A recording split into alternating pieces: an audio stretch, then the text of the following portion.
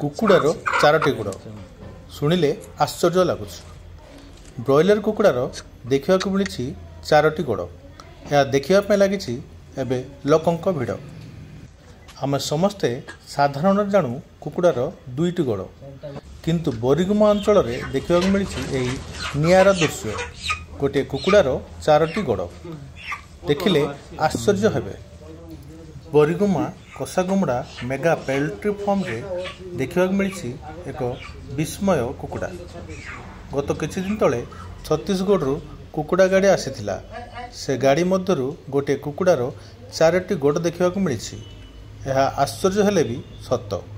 ଖବର ପ୍ରସାରିତ ହେବା ପରେ ଚାରି ଗୋଡ଼ ଦେଖିବା ପାଇଁ ଏବେ ଲୋକଙ୍କ ଲାଗିଛି ଭିଡ଼। ଏଭଳି କୁକୁଡ଼ାକୁ ଲୋକେ ନେବା ପାଇଁ ଇଚ୍ଛା ପ୍ରକାଶ କରୁନାହାନ୍ତି, କାରଣ ସମସ୍ତଙ୍କ ମନରେ ଡର ରହିଛି ଚାରୋଟି ଗୋଡ଼ ଖାଇବା ପରେ ସେମାନଙ୍କୁ କିଛି ଘଟିବ। ତେବେ ଏହି ଚାରୋଟି ଗୋଡ଼ ଥିବା କୁକୁଡ଼ାକୁ ଦେଖିବା ପାଇଁ ଲାଗିଛି ଏବେ ଲୋକଙ୍କ ଭିଡ଼। ମୋ ନାଁ ମୁକୁନ୍ଦ ରାୟ, ମେଘା ପୋଲ୍ଟ୍ରି କଷାଗୁଡ଼ା। ମେଘା ପୋଲ୍ଟ୍ରି କଷାଗୁଡ଼ା। ଏ କୁକୁଡ଼ା ଆସିକି 6-7 ଦିନ ହେଇଗଲା। ଏଟା ଆସିଥିଲା ଛତିଶଗଡ଼ରୁ। ଗୋଟେ ଗାଡ଼ି ଭିତରେ ଗୋଟେ କୁକୁଡ଼ା ଏକା ଥିଲା। ଏଠି ଅଛି, ଲୋକ ଦେଖୁଛି ଯାଉଛି। ଚାରିଟା ଗୋଡ଼।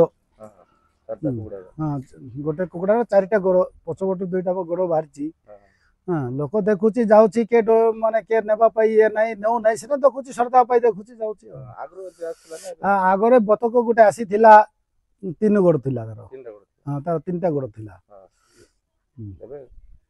ଏବେ କୁକୁଡ଼ା ହେଲା 4 ଗୋଡ଼।